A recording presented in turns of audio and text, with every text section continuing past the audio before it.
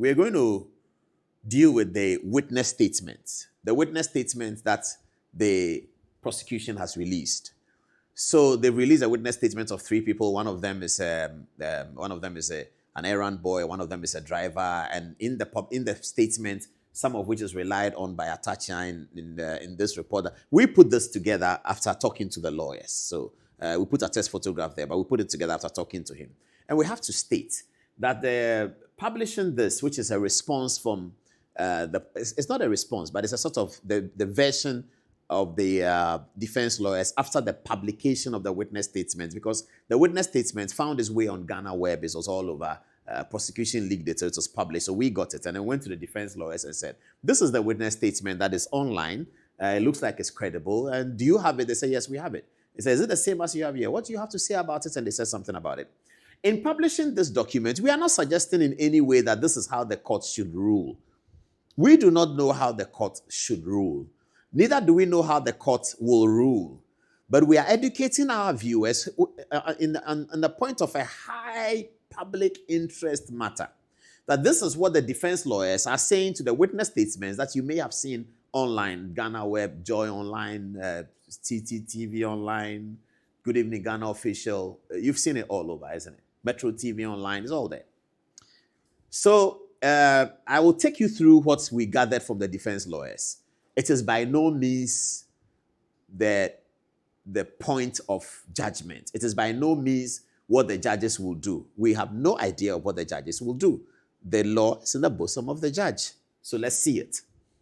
It's entitled The Republic versus Kwabena Adu Boahens, first accused, Angela Eje Boateng, second accused, Milfred Donko, third accused, and Advantage Solutions is the fourth accused person. Let's go through it. Now, this is what the lawyers say. They say that the material witnesses in this case should be the former National Security Minister, Honorable Albert Kandapaa, and the former National Security Coordinator, Mr. Edward Asumani, who should make a positive judicial confession that Kwabena Adu Boahens was a rogue national security head in charge of the National Signals Bureau, who has dishonestly misappropriated operational funds of the National Security Secretariat on their blind side. Now, why is Adom-Otchere saying this?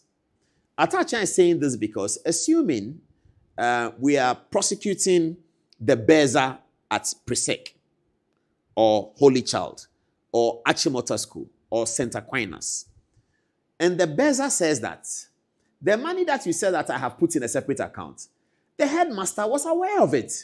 It was the headmaster and I who decided that we should open another account at UMB so that when the school fees comes, we divide it into 2. This one goes to buying vegetables, and this one goes to buying crop, and this one goes to buying grain, and this one goes to buying detergent. And so we have separated everything. But because we didn't want people to know that we are going to buy detergent, the detergent one, we classify the accounts as 001. The crops one, we call it 005. So if you see 005, it is the headmaster and I who agreed to do that. National Signals Bureau, his boss is the National Security Minister and the National Security Coordinator.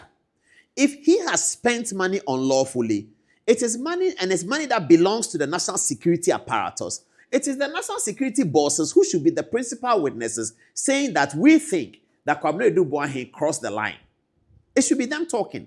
So this is the first point Adom-Otchere makes, that the kinds of witnesses that they brought, people who really don't have power to check on what Kwabena Adu Boahens is doing, they are sent, go to bank, go and bring X hundreds of thousands of cedis. You, go to here, go and bring this. Accountant, write to the bank that they should bring us this. So the fact that the guy comes and says, my boss sent me to go and take 500,000, I brought it to him. My boss sent me to go and take 600,000, I brought it, he said I should take it to this person. My boss sent me to go to the bank to tell the bank that they should write this way, write that way. Adom-Otchere is suggesting to all of us that that might not be material in holding the accused person responsible. So that's the first point he makes. Let's move on. He says prosecution witness statements, it's not just him, all the lawyers who are talking to us. Prosecution witness statement of Frank Anane. And the question they are asking is, can a self-confessed errand boy be privy to understand and appreciate national security operations and the funding thereof, regrettably, there's nothing in this witness statement which incriminates the accused person. These are the words of the lawyers. I don't know what the position that the judge will take, but these are the words of the lawyers. And we're sharing it with you as a matter of public interest. Now, he's saying here that the person that is your witness statement says of himself that I'm an errand boy to Kwabena Adu Boahens. He sends me to go and buy him yokogari and sends me to go and buy him wache and sends me to the bank and sends me to do everything. He said, okay, how many times did he send you to the bank? He said, oh, he sends me to the bank every Wednesday. About how much money do you collect? Hey, it's a lot of money, oh. Hey, my boss, when he sends me to the bank, the money is in Ghana, must go back. It's a lot. What do you do with the money? Well, when I take it from the bank, sometimes I bring it to him. Sometimes I bring it here. And then it appears he was asked, do you send some to his wife? Because there's a headline who says that I did not send any money to Kwabena Adu Boahens. So he says, no, I didn't send any money to his wife. So the conversation here is that if you are prosecuting a boss and you want to find out that the boss of a national security system has misappropriated money, the way to do it is not to call his errand boy and say, yeah, he's sent to go to the bank. He doesn't know what it is for. He doesn't know. He just goes to collect the money and he brings it. But that is one of the principal witnesses for the prosecution. And the defense lawyers are suggesting that this might not work. But it depends on what the court will do. The next one, prosecution witness statement of Edith Ruby Opoku Edumoa. And he says that, can we assume that the witness has obtained national security clearance to violate his oath of confidentiality and testify on matters of national security consequence and ramifications? As paragraph 7, the witness states the following, quote, the operational accounts, however, were managed by the director of the BNC and supervised by the National Security Coordinator. The defense lawyers are suggesting to us that inside the witness statement, there's a line which really reveals everything. And tonight we have letters to show you that indeed, bosses of Kwabena Adu Boahens supervised the work that he was doing with those humongous sums of money. It says this is the witness speaking, that the operational account, this is a witness who works there. This is not just an errand boy. This is somebody who works there, and that's why they're asking whether he has had national security clearance. Anyway, you may say that the government can clear him and they don't have to tell the defense counsel. That's possible. But let's look here. 7 paragraph. He says, the operational accounts, however, were managed by the director of the BNC, which is the first accused Kwabena Adu Boahens, and supervised by the National Security Coordinator. So the question is, National Security Coordinator, did you truly supervise this account? Then if the prosecution is concerned about the way the accounts are supervised, they can charge the National Security Coordinator as A2 if they want. Let's move on and see a little bit more. Thus, he continues, thus checks were written upon the instructions of the director of the BNC, and the reasons for payments were never disclosed to the head of finance. So the guy says that the account was supervised, this is in the witness statement, that the account was supervised by the National Security Coordinator. And so the checks that were written upon instructions of the BNC director and the reasons for payments were never disclosed to him, head of finance. Because it is supervised by them. They write the checks. They don't tell him the reason why. That is the way in which things are done. They don't tell them the reason why. He says, and this is the point. It's a question. Is this not a self-confession that at the level of operational accounts, not even the national security operatives may be able to interpret and come to terms with the reasons behind the expenditures?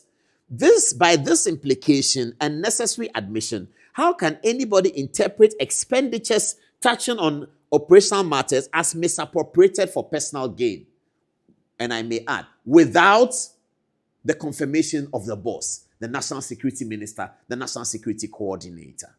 If you bring an errand boy to say, I took money, or you bring the head of finance who is saying to you that the way they do it there, I don't get to know what the money is for. It's between the National Security Coordinator and the BNC boss. They take the money and they do their operations. It's an operational account. I don't know it. Now, so coded is this operational account that if you look at the bank and the accounts, the check name, the checkbook, the name of the checkbook is a BNC account. But if you look at the email trail from the relationship between Iyoko and the banks in the investigation, the account is not called BNC. It is called the National Security Coordinator's account. That's the proper name. But the checkbook is not written as National Security Coordinator account because they don't want everybody in the bank. They print the checks, they bring it, and I'm going to say, hey, National Security account, hey, wait, no. So the checkbook bears a different name for the real account. So when the check comes to the bank and it goes to a teller and they see it and they enter it, they will see National Security account and they take it to their boss. Hey, boss, they've brought some check, your people, please. And then they deal with it.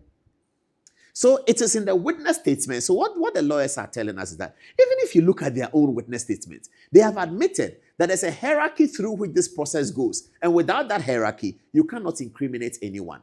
Tonight, there's more that we have found in the laws of the National Signals Bureau Act that was passed by Parliament. And we're going to share that with you in a minute. Let me rush through it so we don't spend too much time. So this is a very important point I have to re-emphasize. And he says that it's a self-confession that at the level of operational account, not even national security operatives, that is those who work there, not even them may be able to interpret and come to terms with the reasons behind expenditures. By this implication and the necessary admission, how can anybody interpret expenditures touching on operational matters as misappropriated funds for personal gain? Obviously, the story goes on. Edith Rubio Pokua Edumwa is totally not aware that the private company by name BNC Communication Bureau Limited, which she asserts is owned and controlled by Kwabena Adu Boahens and his wife, and had a bank account with UMB Bank, was a national security arrangement engineered by the late Joshua Chairman at all material times, the National Security Coordinator, of course. So the point is that the national security operative that the investigators are talking to, the lawyers are suggesting to us that lady does not even know that this BNC account, which she thinks is owned by Kwabena Adu Boahens, was actually directed to be opened by Joshua Chairman. And we have a letter here to that effect. Let me read and I'll bring you the letter. The checks issued by the intended witness in the sums of 1 million, 21 million were mere mundane duties of a director of finance at the National Signals Bureau who did not have an understanding of what they were intended for. It is apparent that at her level, there are some confidential matters in the realm of national security operations that she is not even permitted to know.